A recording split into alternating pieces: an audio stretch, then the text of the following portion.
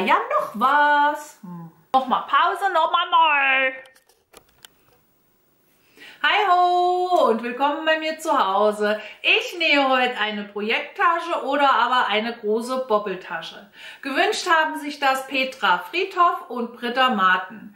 Wenn ihr neu auf meinem Kanal seid, freue ich mich natürlich über ein Abo und vergesst nicht das Glöckchen zu aktivieren, dann verpasst ihr kein Video mehr von mir.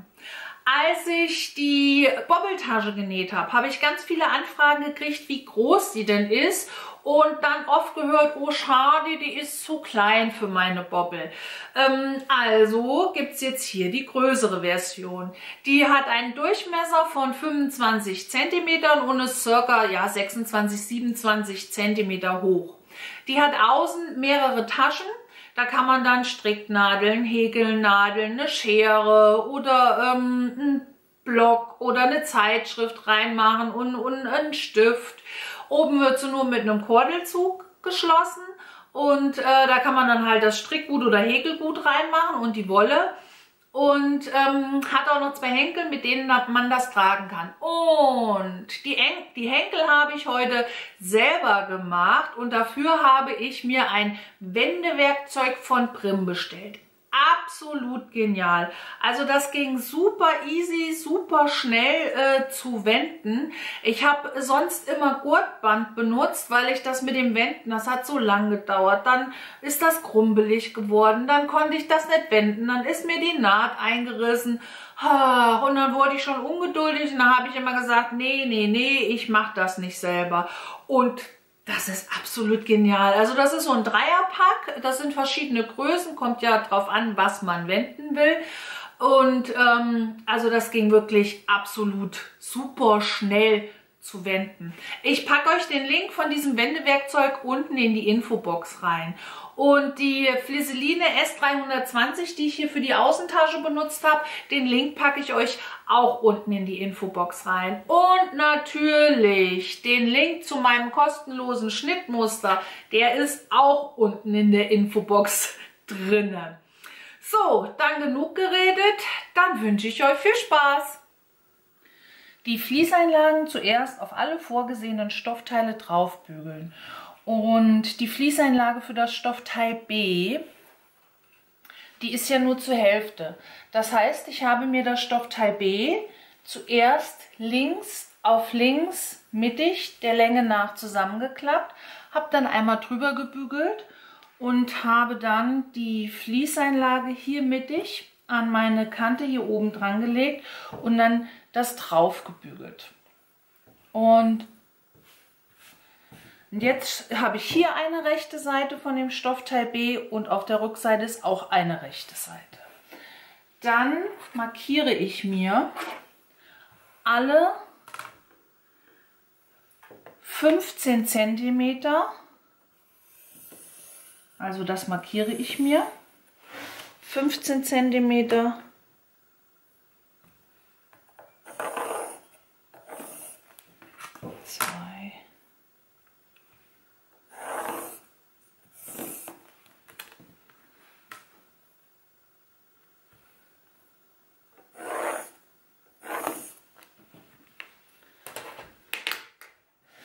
So. Dann lege ich mir das Stoffteil C, den anderen Außenstoff, mit der rechten Seite nach oben vor mich. Das ist meine Oberseite und das hier ist meine Unterseite. Und dann nehme ich mir mein gerade markiertes Stoffteil B und lege das, hier ist meine zune Kante und hier ist meine offene Kante, an die Unterkante. Hier unten bünde ich an und links und rechts auch und nähe dann über meine Markierung. Ich werde von oben nach unten nähen. Wenn ich jetzt von unten nähen würde, dann könnte es sein, dass ich hier Falten bilden. Also nähe ich jetzt von oben nach unten jede Markierung entlang. Das Stoffteil liegt mit der rechten Seite nach oben vor mir. Dann lege ich die rechten Seiten jetzt aufeinander, der Länge nach. lege das hier an der Kante bündig an und nähe dann mit einer Nahtzugabe von 1 cm die Stoffe hier komplett zusammen.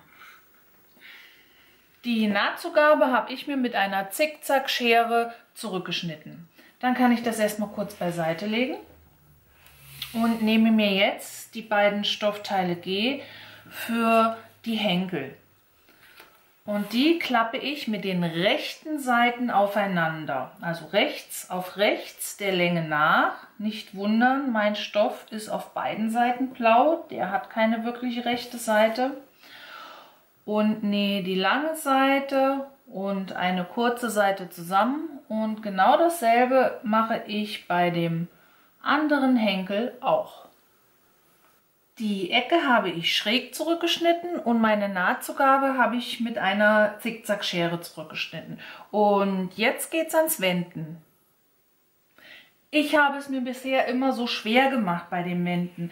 Deswegen habe ich so gut wie nie selber die Taschengurte oder Henkel genäht, sondern nehme immer das Gurtband. Weil wenn man das jetzt wenden will, bis man das hier durch hat, dann war alles so krumpelig.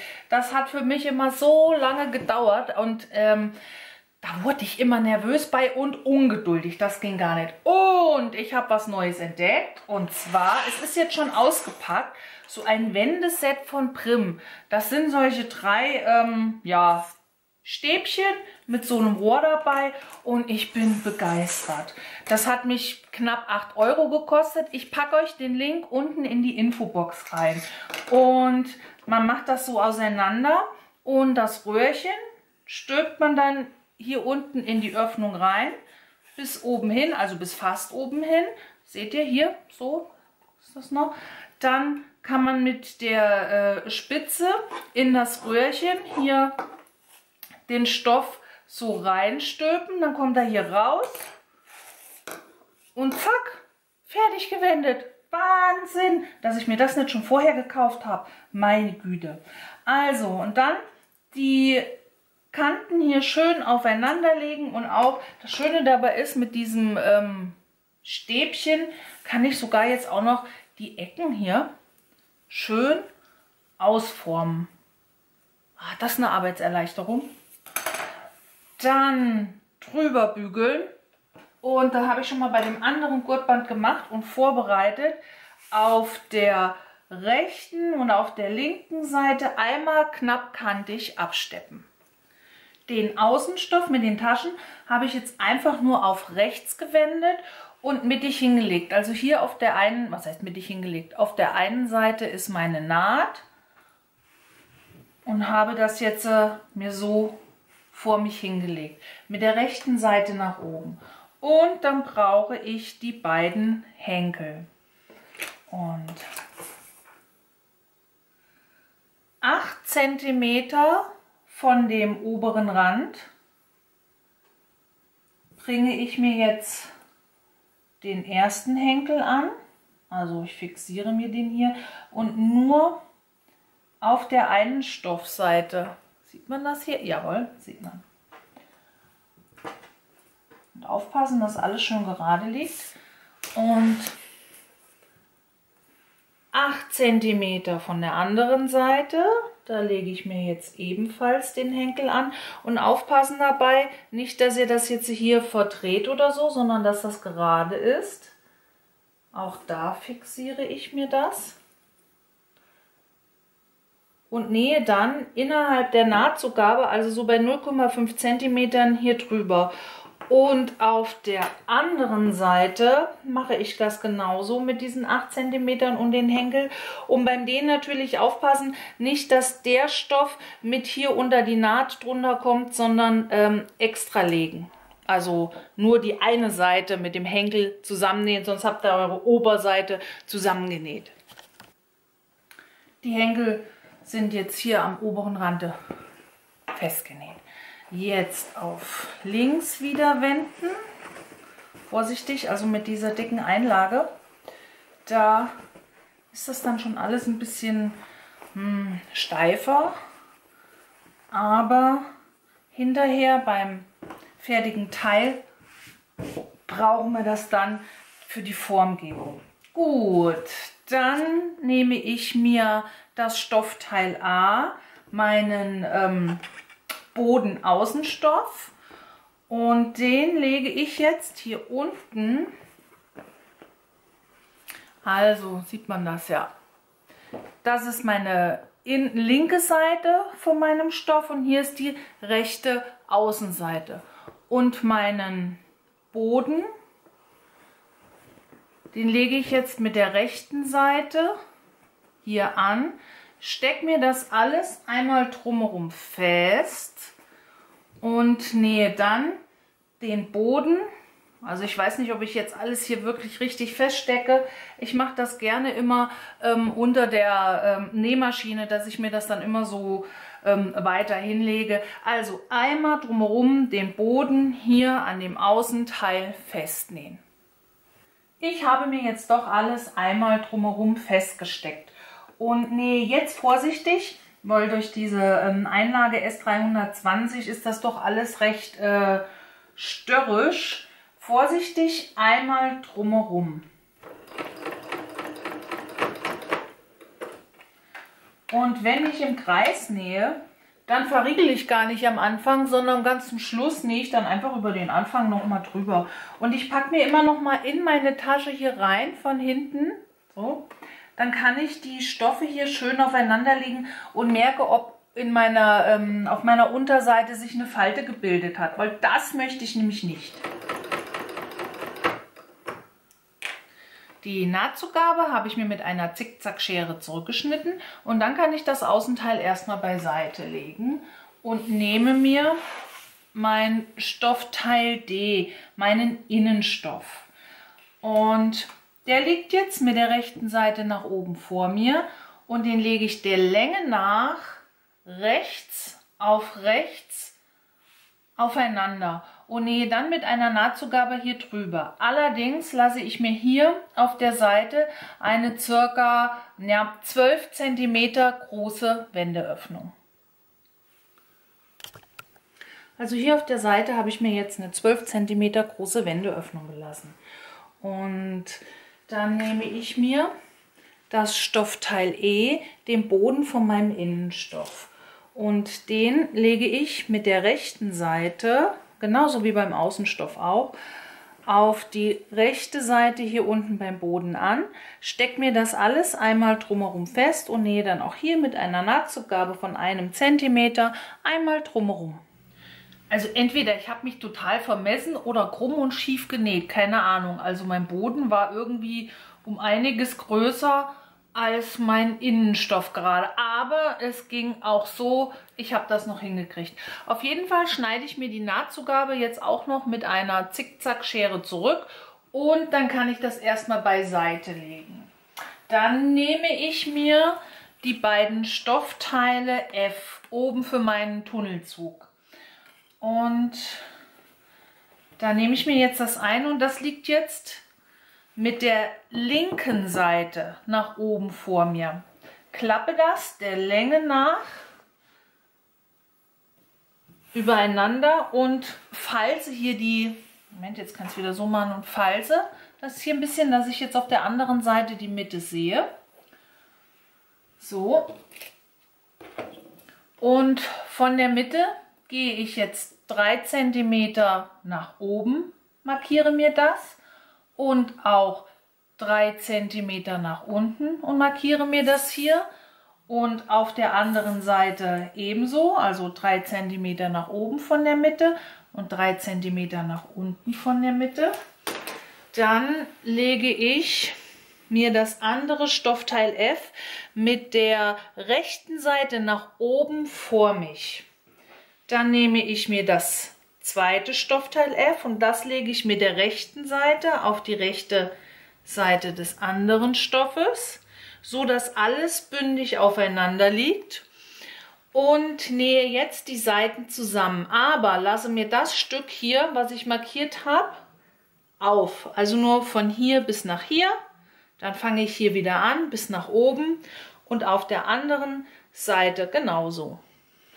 Die Nahtzugaben habe ich mir auseinandergebügelt auf beiden Seiten und hier in der Mitte sieht man nur noch gut, das Loch, jawohl. Drehe das Ganze jetzt auf rechts.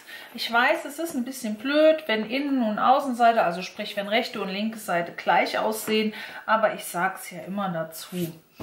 Und nähe jetzt neben der Naht jede Nahtzugabe knappkantig fest. Also einmal hier rechts neben der Naht lang nähen und einmal hier links neben der Naht. Natürlich nicht, dass der andere Stoff drunter liegt, sondern so unter die Maschine legen und das auf beiden Seiten machen.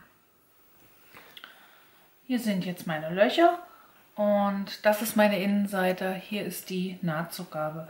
Jetzt klappe ich den Stoff links auf links bündig zusammen, so dass die Nähte hier direkt aufeinander liegen. Unten an der offenen Seite, da, so.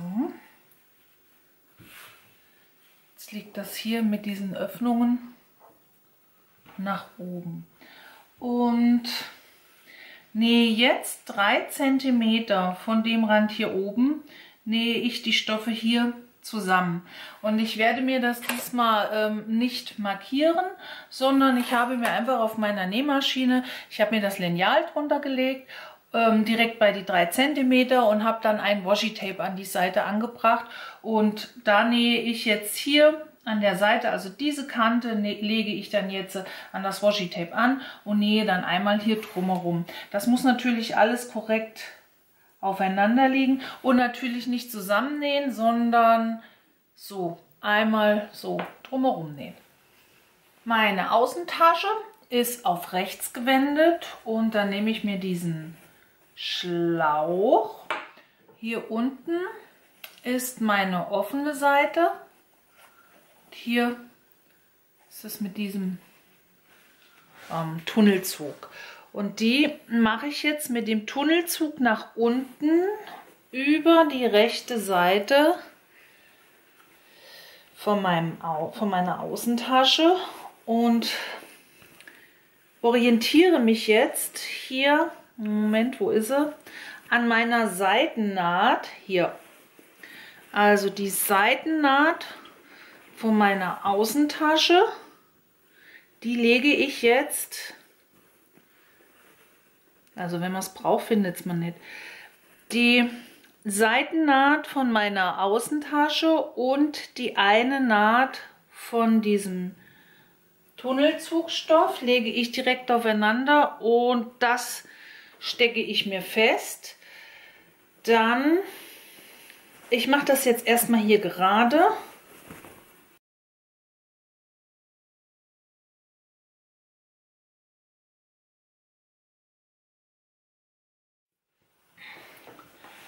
So, ich denke, jetzt kann man es sehen. Also, die eine Seitennaht von meinem Tunnelzug liegt jetzt hier oben direkt auf der Naht von meiner Außentasche. Das habe ich mir festgesteckt.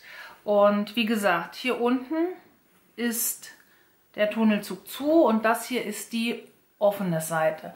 Habe mir jetzt alles einmal drumherum an der Tasche festgesteckt und ich habe es mir hier festgesteckt, wo die Taschenhenkel sind, dass ich die auch wirklich gerade mit einnähe und nicht, dass jetzt der Henkel hier irgendwie, Moment, wo habe ich ihn hier? Also der darf nicht so rausgucken, sondern er muss wirklich nach unten liegen. So, und nähe jetzt einmal innerhalb der Nahtzugabe diesen Tunnelzug hier am oberen Rand fest. Meine Innentasche ist auf links gewendet und hier ist die Wendeöffnung. Und jetzt stülpe ich meine Außentasche, die immer noch auf rechts ist, in die Innentasche rein und achte darauf, dass meine Seitennaht von der Außentasche direkt auf die Seitennaht von meiner Innentasche zeigt. Das ist jetzt etwas fuddelig, aber geht. Also die beiden Nähte, direkt aufeinander machen und feststecken und den Innenstoff jetzt hier an der Oberkante einmal drumherum feststecken und darauf achten, nicht dass hier von dem Tunnelzug was nach oben kommt, das darf nicht sein, also das muss alles unten drin sein. Also einmal drumherum feststecken und dann hier mit einer Nahtzugabe von 1 Zentimeter einmal drumherum die Taschen zusammennähen. Die Nahtzugabe habe ich mir wieder mit einer Zickzackschere zurückgeschnitten und dann kann schon vorsichtig durch die Wendeöffnung hier gewendet werden. Nun schließe ich noch die Wendeöffnung und dafür die Nahtzugabe der Wendeöffnung nach innen umklappen und dann entweder mit der Hand mit einem Matratzenstich schließen oder aber mit der Nähmaschine hier knappkantig drüber nähen. Und wenn die dann zu ist, dann müssen wir nur noch die Kordel einfädeln. Und dafür habe ich die Kordel auf eine Sicherheitsnadel aufgefädelt und gehe jetzt durch den einen Tunnelzug hier oben durch.